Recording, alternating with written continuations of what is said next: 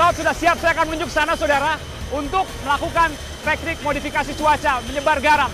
Kita akan naik ke pesawat CN295 yang akan menyebar 2 ton NaCl atau garam. Seperti saya saudara.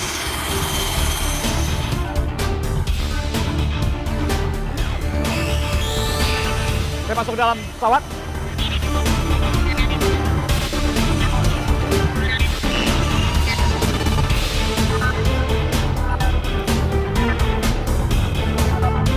Sudah saya bersiap untuk lepas landas, take off bersama dengan Kepala Balai Besar Teknologi Modifikasi Cuaca, Tri Handoko Seto dari Badan Pengkajian dan Penerapan Teknologi BPPT, Pak Seto ya. Dan juga bersama dengan sejumlah prajurit TNI Angkatan Udara, kita akan menuju ke 10.000 kaki. Berbeda dengan pesawat komersial, karena pesawat komersial akan berada di atas awan, tapi kita justru menghampiri awan.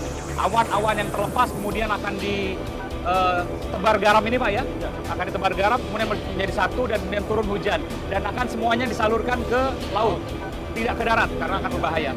Ini ada alat yang hanya dimiliki oleh Indonesia dari seluruh Asia Tenggara bahkan Australia. Dan ini modifikasi antara BPPT bekerjasama dengan TNI Angkatan Udara. Ada bagian yang bolong di sana untuk kemudian menyebarkan garam. Ada 2,4 ton NaCl atau garam dapur akan dimasukkan di sini. Nanti kita akan lihat prosesnya, saudara. Kita akan segera take off. Tunggu kami ketika kami nanti berada di ketinggian 10.000 kaki bersama dengan pesawat CN295.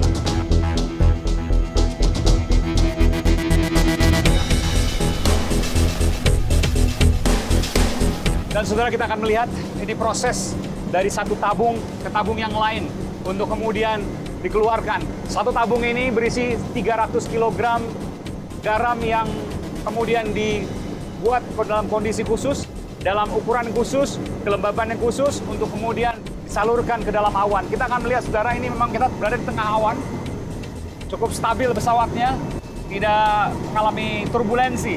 Saya bersyukur. Dan saudara, Anda bisa melihat ada 8 wadah seperti ini. Ini sudah diisi oleh NaCl, natrium klorida, atau yang sering disebut dengan garam dapur, dan akan disiapkan untuk kemudian disebarkan. Kita akan menuju ke awan, saudara. Saat ini kita belum mencapai 10.000 kaki, kita masih sekitar 6.000, 7.000 kaki untuk menuju ke 10.000 kaki, tepat di atas Selat Sunda, dekat dengan Gunung Anak Krakatau. Saya akan melihat proses persiapan di sana, saudara. Saya akan menunjukkan pada Anda. Ini adalah alatnya. Ada operator nanti, Sersan 2 Danang dan Sersan 1 Nugraha yang nanti akan mengoperasikan. Ya. Ini saudara, pesawat CN295 buatan Indonesia dan alatnya juga buatan Indonesia yang dimodifikasi. Ini langsung menuju ke awan. Setelah kemudian NaCl atau garam dapur ini disebar, maka akan mengalir menuju keluar. Ini langsung menuju keluar, saudara. Saudara, kita lihat ini sudah mulai dibuka, Pak Seto ya? Ya. Tapi belum kemudian disebarkan. Belum, masih mencari awan. Masih mencari awan ini? Ya. Berdasarkan data dari tim teknologi modifikasi cuaca, ya, sedang berkonsultasi dengan pilot ya? Ya, betul. Ke arah mana kira-kira yang kemudian awannya itu bisa potensi untuk disebarkan garam? Ya, tepat. Setelah kita sudah mencapai ketinggian 10.000 kaki, saya akan menuju ke dalam kokpit. Saya telah minta izin kepada pilot dari TNI Angkatan Udara untuk memperlihatkan pada Anda bagaimana suasana di ketinggian 10.000 kaki, di mana kita akan segera menebar garam di sekitar lokasi. Terima kasih Kapten Pilot dengan Letnan 1 Rio dan Letnan 1 Jati. Ya, saya akan perlihatkan pada Anda. Ya, kita sekarang ada di Selat Posisi Sunda. Sudah mulai menabur garam, posisi persis di Selat Sunda, kurang lebih dekat dengan Gunung Anak Krakatau. Ya, 2 pilot dari TNI Angkatan Udara ini dibantu oleh 1 flight scientist atau ilmuwan penerbangan yang terkait dengan apa yang hendak kemudian ditebarkan garam supaya titiknya pas untuk kemudian menyatukan awan dan akhirnya memunculkan hujan.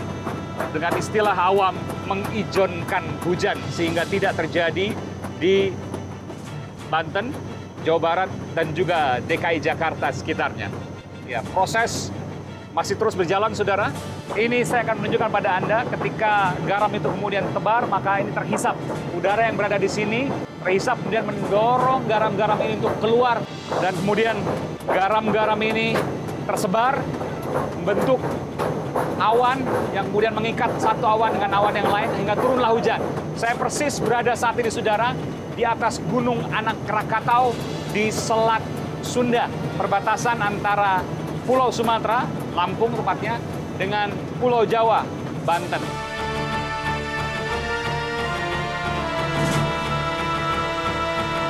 Jadi kita baru saja selesai melaksanakan penimaian awan di daerah Selat Sunda. Sementara awan mana yang kita semai adalah awan yang ada di sini.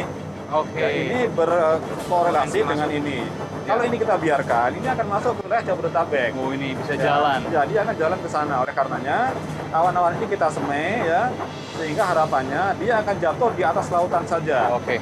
Kalaupun masih ada sisa-sisa hujan, Ya. maka sisa-sisanya saja yang masuk ke Jabodetabek. Kecil berarti ya? Ya, sehingga hujannya tidak terlalu deras dan tidak mengakibatkan banjir. Itulah yang kita rasakan di Jabodetabek saat ini, beberapa hari ke belakang. Betul. Hanya gerimis-gerimis kecil Ya, dia dan tidak masif. Iya, betul. Kalau didiamkan, tidak kemudian dilakukan proses di Selat Sunda ini, maka akan terjadi hujan, dipastikan akan terjadi hujan cukup besar dan dalam jangka waktu yang panjang, lama. Dan ini berpotensi menambah kejadian banjir yang setelah tanggal 1 kemarin. Termasuk juga longsor di Lebak dan lain sebagainya. Iya. Ini berbahaya.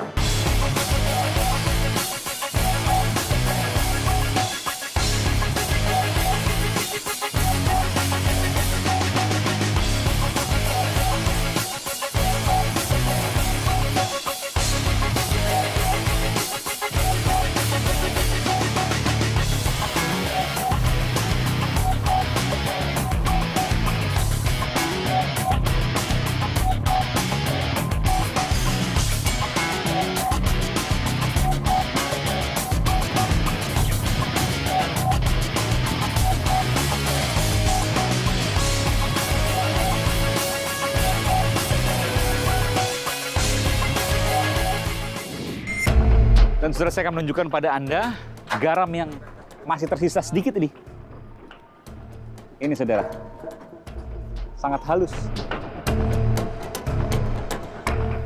Halo, saya Aiman Wicaksono. Ikuti terus video-video Aiman di channel YouTube Kompas TV. Tapi jangan lupa langganan dong, gratis kok. Klik subscribe dan tombol notifikasi supaya nanti kalau ada video baru bisa dikasih tahu. Gratis.